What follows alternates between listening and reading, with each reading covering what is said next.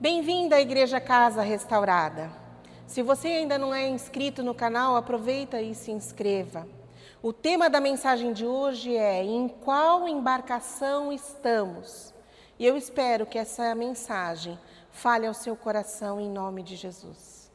Feche os teus olhos, abaixa sua cabeça, vamos orar, vamos colocar esse momento diante do Senhor. Pai querido e amado, quero colocar diante de Ti as nossas vidas, declarando total dependência do Senhor. E em nome de Jesus, ó Deus, que a nossa mente esteja cativa ao Teu trono, que os nossos ouvidos estejam abertos, atentos ao Teu ensinamento, e que o nosso coração seja um terreno fértil para ouvir a Tua palavra e ser edificado em nome de Jesus. Amém. Aleluia. Queria compartilhar com vocês uma palavra que eu já até preguei há um tempo atrás, a respeito de um livro que eu li.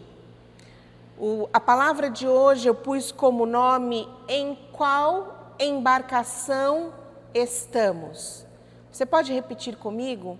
Em qual embarcação estamos? Esse livro, como eu disse para você, eu li há um tempo atrás, do autor Rick Joyner. Este autor é um homem tremendamente usado por Deus em visões e direções para uma nação e muitas vezes para o mundo inteiro. E esse livro, A Visão Profética para o Século XXI, fala a respeito do tempo que estamos vivenciando. E quando eu li esse livro, eu tive um impacto muito grande, porque eu havia, naquela época, sonhado com algo semelhante. Meu sonho era uma embarcação e eu estava em cima dessa embarcação, e essa embarcação percorria as ruas de Santos. Imagina você, um navio, né? Um navio daqueles grandes, tipo Viking, aqueles navios grandes, e eu estava em cima, a bordo, percorrendo as ruas de Santos, mas as ruas estavam totalmente inundadas. E naquele momento eu percebi que era o final dos tempos. E ali Deus pôde me mostrar como se fosse algo de revelação, mostrando: ei, preste atenção, estamos chegando no fim. Aonde você quer ficar? Em terra seca não existe muitas vezes. Então suba a bordo de uma embarcação que te leve rumo aos céus. E aí, lendo esse livro, eu queria compartilhar um pouquinho da visão que esse autor teve. Ele via um campo muito grande, com vegetações rasteiras, bem verdejante, com muitas pessoas, uma multidão estava ali. E de repente veio uma neblina, uma cerração, e as pessoas não enxergavam mais nada, elas perderam a visão, aonde ir, para onde andar. E ele via que muitas pessoas, diante daquela neblina, diante daquele momento, se apavoravam e corriam. E ali naquele campo existia um penhasco, e aquele penhasco era rochoso, íngreme, e que dava embaixo, dava no mar. E ali naquele mar existiam vários navios. E as pessoas se apavoravam e corriam de um lado para o outro e acabavam caindo naquele penhasco. Por vezes tinham redes e que pareciam redes de proteção, mas na verdade eram redes de captura. E essas redes capturavam e levavam aquelas pessoas para um navio de escravos. Guarde bem essa informação. A um navio de escravos. Outras pessoas, diante daquela névoa muito grande, tinham somente uma posição: se ajoelhar. Quando aquelas pessoas se ajoelhavam, elas conseguiam tatear e enxergar aonde iriam se posicionar. Elas conseguiram descer aquela ribanceira sem se machucar, sem serem capturadas. E elas lá embaixo, elas podiam avistar os navios. O que isso nos mostra, eu vou contar mais à frente para você. Mas como eu disse, naquele mar existiam 4 tipos de navios. Como eu já falei, o primeiro navio era um navio de escravos. O segundo navio, em maior quantidade, era um navio de escravos. O segundo navio, também em quantidade grande, eram os navios de guerra.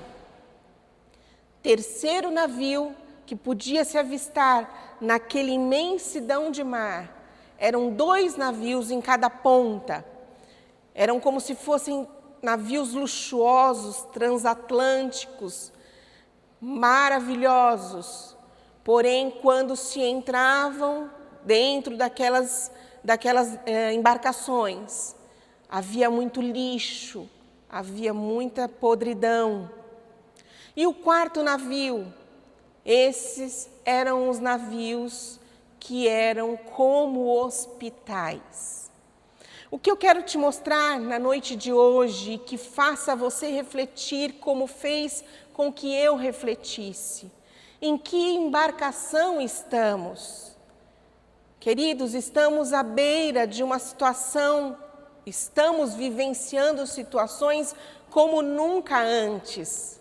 Sabemos que o fim é próximo, sabemos que precisamos estar na posição, sabemos que por vezes a nossa visão fica embaçada, mas existe uma posição que nos leva a estarmos a salvo. Essa posição é estarmos de joelho, é estarmos dependendo do único Senhor das nossas vidas. Como eu disse para você, existia um navio que capturava aqueles que caíam. Era um navio de escravos. A palavra do Senhor nos diz que o mundo jaz no maligno. Muitos ainda não conhecem o amor de Deus, muitos ainda não se entregaram a Jesus. E eu te convido nesta noite, se você ainda não o fez, faça. Entregue a sua vida a Jesus.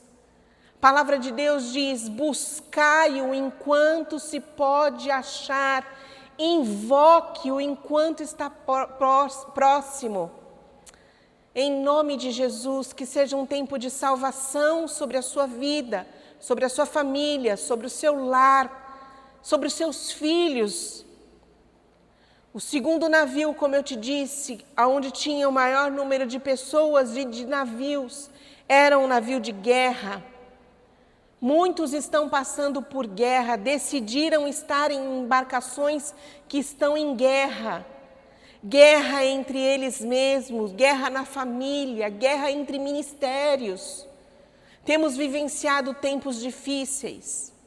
E quero falar com você que já sabe quem é Jesus na sua vida, que entende que existem cristãos verdadeiros e cristãos que não são verdadeiros, que existem cristãos nominais, que existem aqueles que são realmente atuantes, que existem aqueles que verdadeiramente vestem a roupagem de filhos de Deus e não somente falam da boca para fora. Mas eu quero falar com você, não seja você boca do inimigo para colocar nas mídias sociais falando mal de pastores, falando mal de ministérios.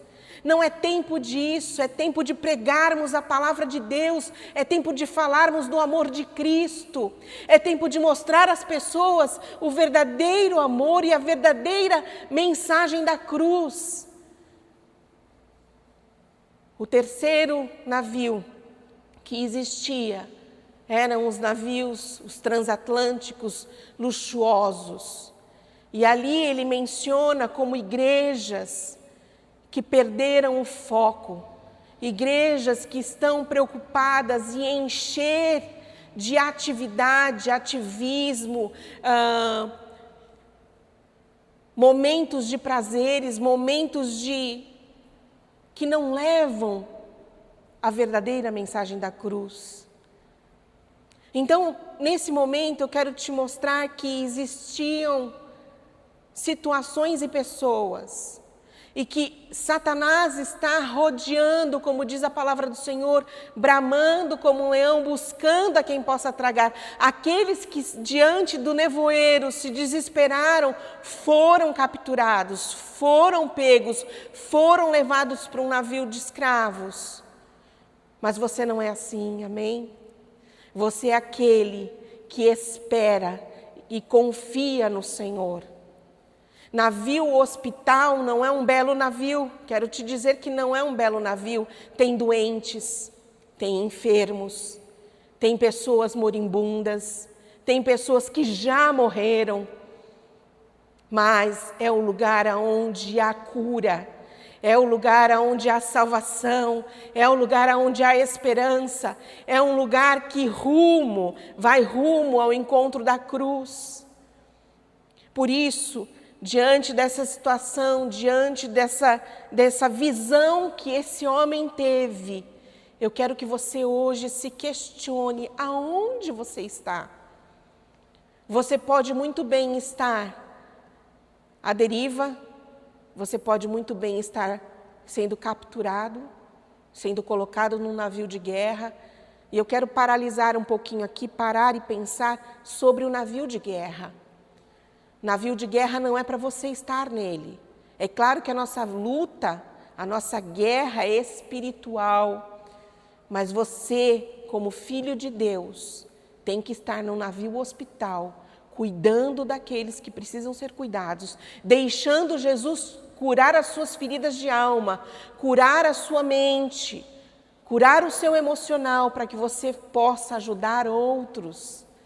E como eu falei, o navio de guerra, ele não tem outra finalidade a não ser guerrear pessoas contra pessoas. E ele mostra nesse livro que o navio de guerra, muitas vezes, era cometido pelo navio de escravos. E esse navio de escravos pegava aqueles que estavam ali guerreando um contra os outros e levava em escravidão. E em nome de Jesus, você não é desses que vai ser escravo do diabo. Jesus te chamou para a liberdade, Jesus te chamou para uma vida plena. E eu queria ler um texto que está em Gênesis 11, se você puder, abra comigo a palavra do Senhor, em Gênesis 11. Essa palavra, essa passagem conta da Torre de Babel, ela é muito conhecida. E ela falava que homens se juntaram para construir uma torre que fosse mais alta, melhor do que Deus. Porque eles tinham um intento no coração e esse intento era errado. Eles queriam ser maior do que Deus. No verso 6 do capítulo 11 de Gênesis diz assim: e o Senhor disse, naquele momento que eles estavam unidos edificando essa torre: eis que o povo é um, e todos têm a mesma linguagem, isto é apenas o começo. Agora não haverá restrição para tudo o que intentam fazer. Preste atenção um pouquinho aqui comigo. O próprio Deus disse que não haveria restrição para eles, porque eles eram uma linguagem, unidade. O intento deles era maligno, era se tornar maior do que Deus. Mas não é o intento que estava ali, Deus estava pensando sobre o intento, Deus estava falando o seguinte: o princípio é válido, há unidade, há comum acordo. Você consegue prestar atenção e entender que na unidade Deus ordena a bênção, e ali era um princípio que Deus estava vendo que estava caminhando para o mal, havia um intento maligno, e ali o próprio Deus teve que intervir, trazendo divisão, trazendo mudança de língua, para que eles não mais se entendessem, porque senão a unidade faria que não houvesse restrições alguma, e tudo que eles quisessem, eles iriam conseguir. Um cristão, querido, põe abaixo 1000 demônios. mas 2 em unidade põe abaixo mais de 10.000 demônios. Você na sua casa tem que estar em unidade, você na sua igreja tem que estar em unidade. Se você não estiver em unidade, você não prospera. Palavra de Deus em Mateus 18, abra comigo, Mateus 18. Mateus 18, 18. Diz assim a palavra do Senhor. Em verdade vos digo que tudo o que ligardes na terra terá sido ligado nos céus. Tudo o que desligardes na terra terá sido desligado nos céus. Verso 19 diz, em verdade vos digo,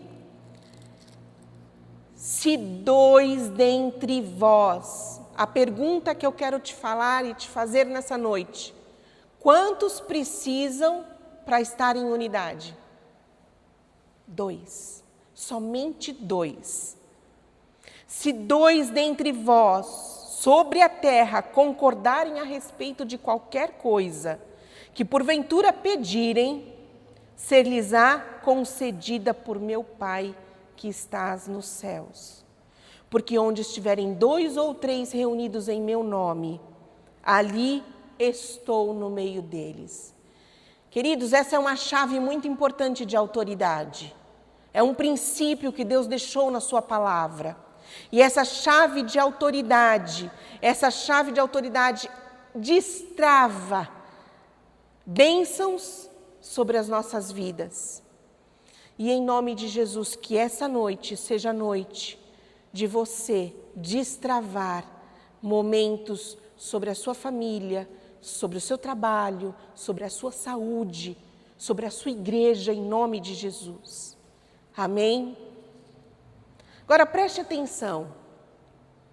Existem 2 ministérios diante do trono de Deus.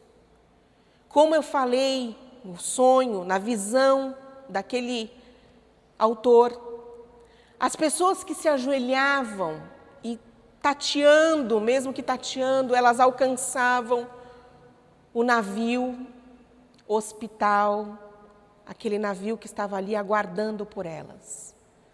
Aqueles que não estavam ajoelhados e caíam e foram capturados, foram para navios escravos ou navios de guerra. E você já entendeu que seu lugar não é navio de guerra pessoal. Existe uma batalha espiritual, mas o seu navio é um navio hospital, amém? E existem, como eu falei, 2 mistérios diante do trono de Deus. O primeiro deles é a intercessão. Interceder é se colocar no lugar de alguém, é ser um reparador de brecha, é ser aquele que vai estar diante de uma situação, orando por alguém. A intercessão nunca é a seu favor, a intercessão sempre é em favor de alguém. Você pode orar por você mesmo, mas interceder é sempre em favor de alguém. Jesus foi o nosso maior intercessor. Esse é um ministério que está diante do trono de Deus, e eu queria ler com você o que diz na palavra de Deus sobre Jesus sendo intercessor. Abra comigo em Hebreus, no capítulo 7. Hebreus 7.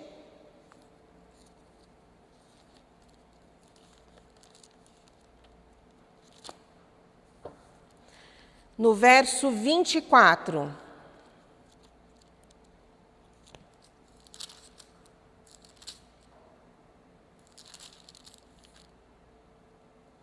Este, no entanto, a carta aos Hebreus, no meu texto, diz que sobre Cristo, sacerdote único e perfeito. Então, o que eu vou ler agora é a respeito de Jesus como sacerdote único e perfeito. Verso 24 diz assim: este, no entanto, porque continua para sempre, tem o seu sacerdote imutável, esse é Jesus. Por isso, também, pode salvar totalmente os que por ele se chegam a Deus. Saiba de uma coisa, quando você aceitou a Jesus, ele se fez como ponte entre você e Deus. Quando o pecado entrou na humanidade, o homem ficou distante de Deus, porque o pecado separa o homem de Deus. Mas Jesus, morrendo naquela cruz, fez como se fosse uma ponte entre homens e o próprio Deus. Quando você aceita Jesus, você está ligado a Deus através de Jesus. É isso que esse texto está dizendo. No verso 25 diz: por isso também pode salvar totalmente o que por eles se achegam, vivendo sempre para interceder por eles. Jesus é o maior intercessor. Ele intercede por mim e por você.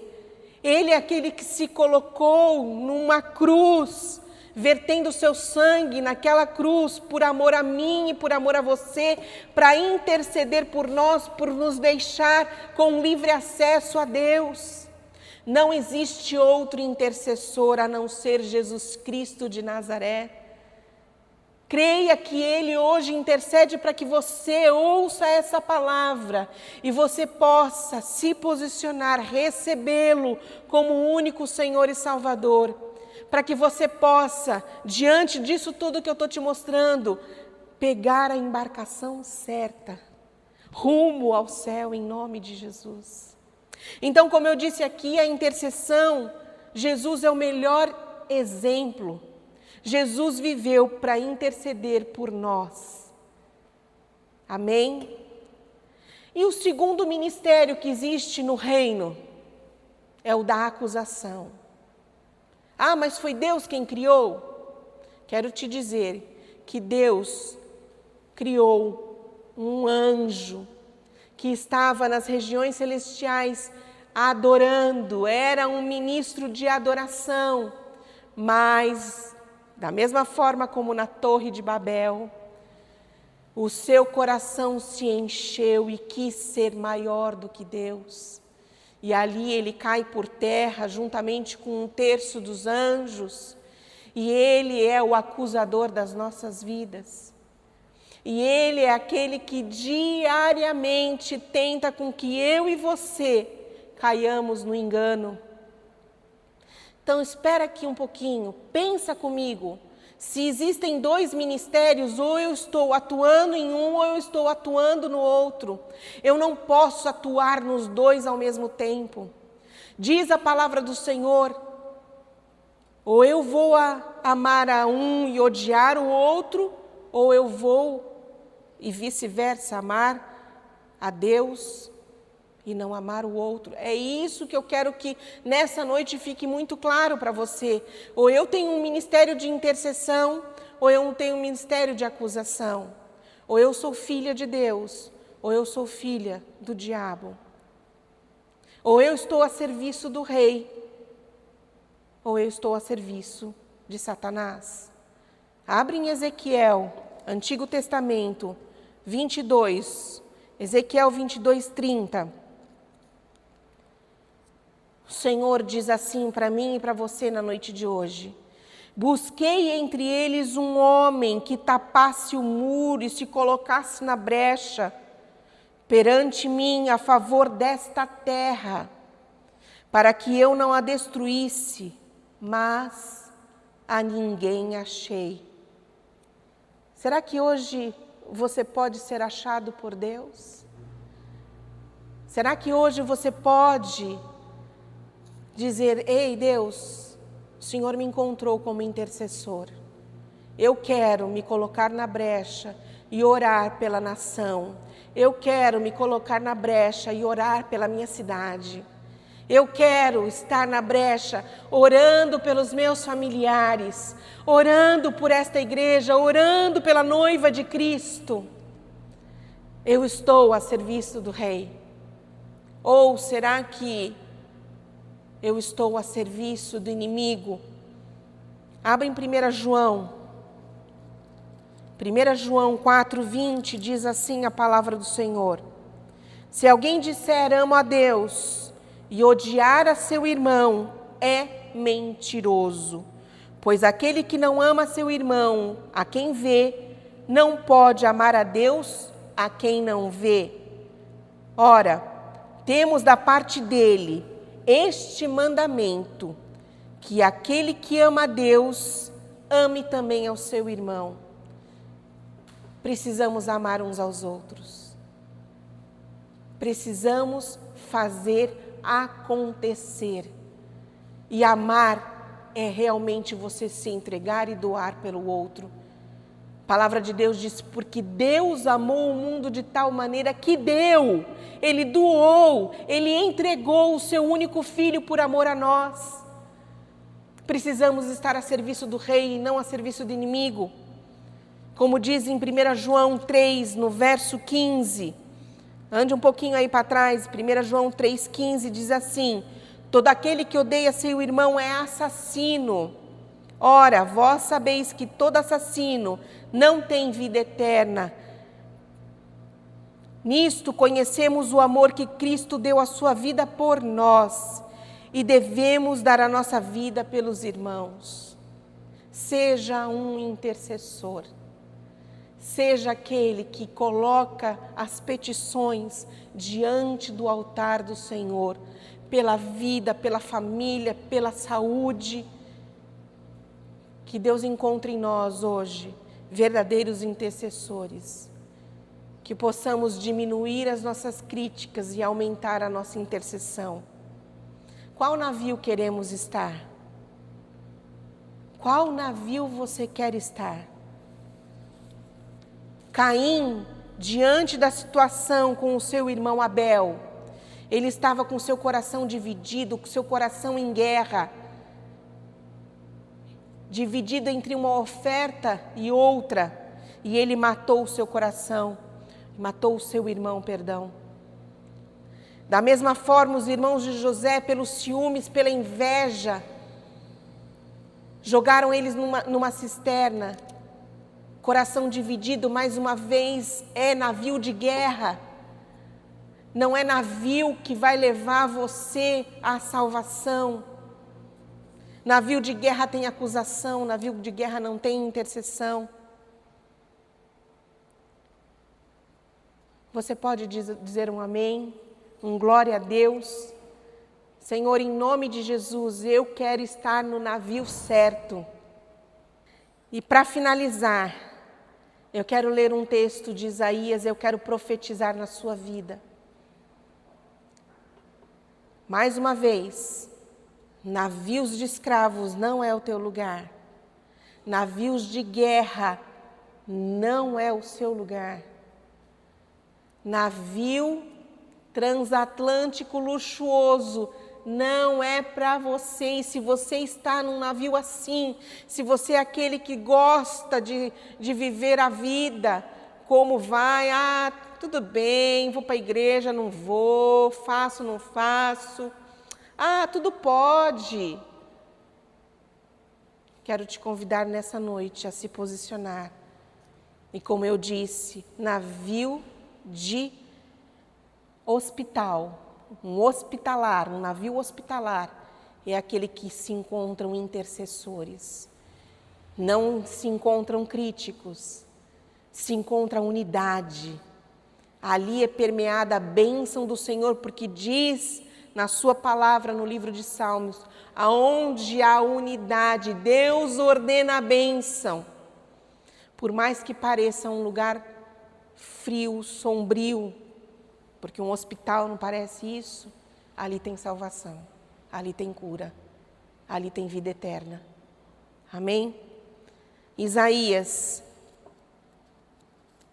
no capítulo 58, e eu quero profetizar sobre a tua vida. Verso 7, verso 6.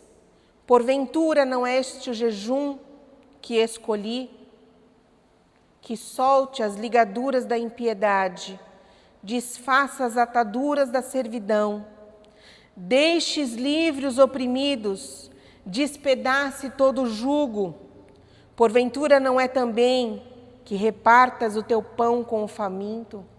Recolhas em casa os pobres desabrigados? E se vires o nu, o cubras? E não te escondas do teu semelhante?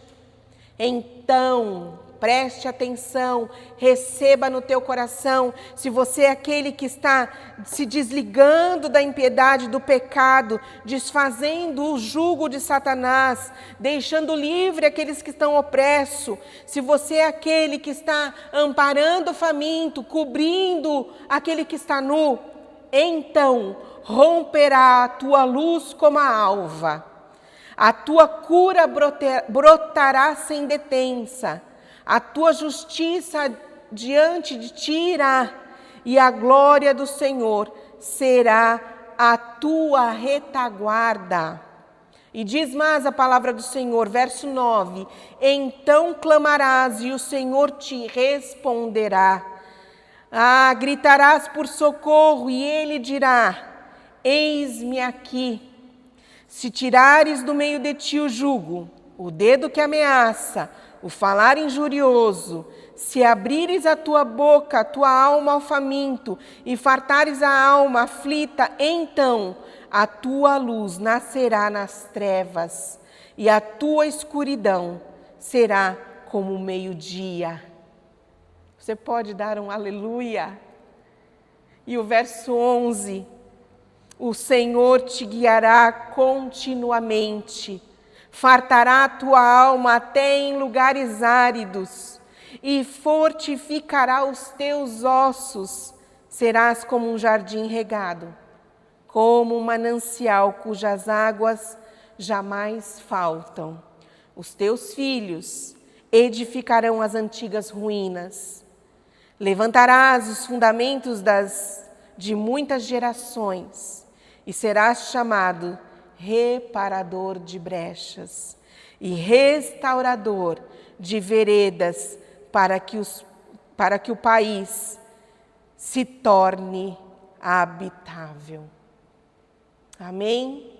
Eu profetizo sobre a tua vida que a intercessão fará parte da sua vida, que em nome de Jesus você não vai desviar os seus olhos para os outros navios, mas entenderá que há um propósito para você, como cristão genuíno, se ajoelhar diante de uma situação que você não enxerga mais nada e caminhar rumo ao alvo que é Cristo. Em nome de Jesus, eu quero orar por você. Feche os teus olhos. Se assim você entendeu esta palavra, se assim você entende que precisa se posicionar, ou se você entende que precisa reconhecer Jesus na sua vida, Ele quem vai te guiar, Ele vai ser o intercessor seu, para que você possa interceder por outros. Eu quero orar por você. Pai querido e amado, nós nos colocamos diante de Ti, declarando, Senhor Jesus, que nada temos a não ser a Tua presença sobre nós. Senhor, Tu és o nosso intercessor, Tu és aquele que vela por nós, cuida de nós. Por isso, Pai, em nome de Jesus, eu apresento cada irmão que está se colocando diante de Ti, diante desta mensagem e declarando que quer ser um navio hospital para ajudar a muitos, para ser um intercessor e deixar de ser escravo, deixar de ser aquele que está a turismo, a passeio, e deixar de ser aquele que guerreia, mas que está em unidade com o corpo de Cristo. Senhor, em nome de Jesus, eu abençoo os meus irmãos para que eles possam frutificar e o seu fruto permaneça nos lares, no trabalho, nas casas, nas igrejas, em nome de Jesus. E toda tentativa do inimigo, eu já ordeno que cesse agora, porque cada um está se posicionando, e a partir do momento que se posicionam, Satanás não tem mais liberdade nem autoridade, porque a chave de autoridade o Senhor dá àqueles que estão em unidade contigo, em nome de Jesus. Amém. Aleluia. E eu te abençoo para esse finalzinho ainda de semana, para que você possa experimentar esta palavra, exercitar e pôr em prática tudo que você aprendeu aqui, em nome de Jesus.